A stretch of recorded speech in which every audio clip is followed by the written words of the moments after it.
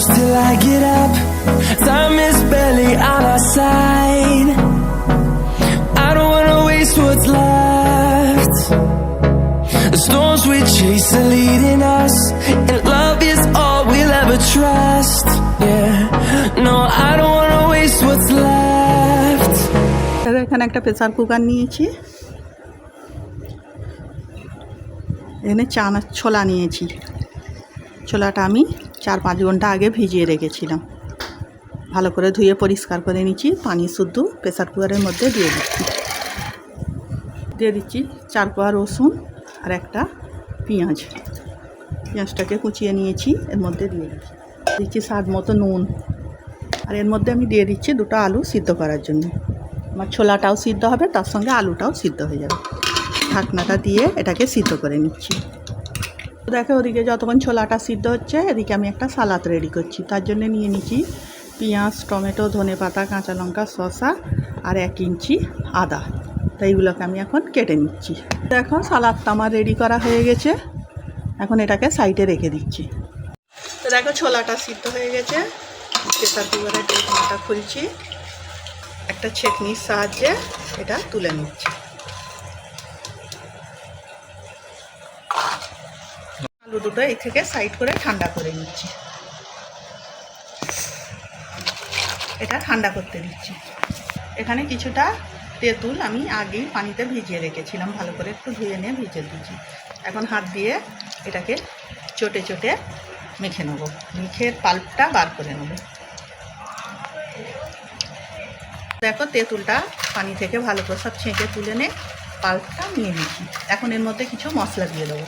দিয়ে দিচ্ছি 1/2 চামচ চাট মশলা, 1/2 চামচ গোলমরিচ, 1/2 চামচ জিরে, 1/2 চামচ ধনে, বিট নুন, অল্প একটু সাদা নুন, আর দিয়ে দিচ্ছি গুড়। আমার কাছে খেজুরের গুড় ছিল, আমি খেজুরের গুড় দিয়ে দিচ্ছি। তোমরা চাইলে এমনি গুঁড়ো এটা দিতে পারো।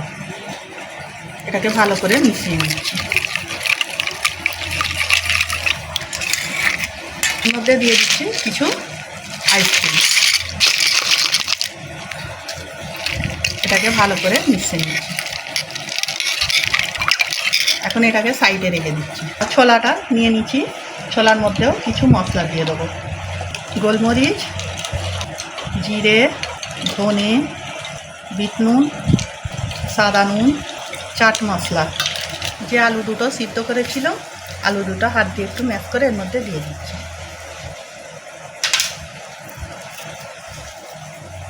যে সালাদটা করে রেখেছিলাম, সালাদটা এর মধ্যে দিয়ে দিচ্ছি। এখন এটাকে ভালো করে মেখে নিচ্ছি সব কিছু।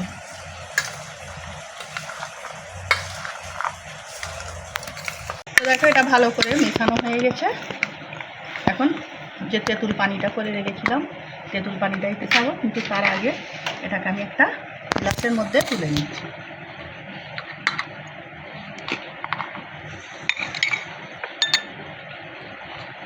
এটা তোমরা পিয়ালাতেও তুলে নিতে পারো, গ্লাসেও তুলে নিতে পারো, তবে গ্লাসে তুলে নিলে খেতে ভালো লাগবে।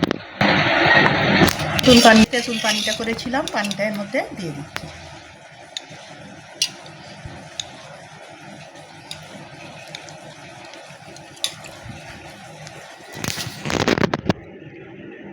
বন্ধুরা কে তেঁতুল পানির চানা খেয়েছো আমাকে কমেন্ট করে জানাবে। যারা খাওনি তারা অবশ্যই একবার বাড়িতে বানিয়ে খাবে। তো দেখো এইভাবে একবার বানিয়ে খেয়ে দেখবে, খুব সুন্দর হয়েছে, খেতে অসাধারণ হয়েছে। আমার তো খেতে খুব ভালো লেগেছে, তোমরাও একবার বাড়িতে বানিয়ে খেয়ে দেখবে। ভিডিও যদি ভালো লেগে থাকে লাইক, কমেন্ট, শেয়ার করে দেবে। আজকের ভিডিও এইটুকু, আগামী দিন আসবো আরও একটা ভিডিও নিয়ে। সবাই ভালো থাকবে, সাবধানে।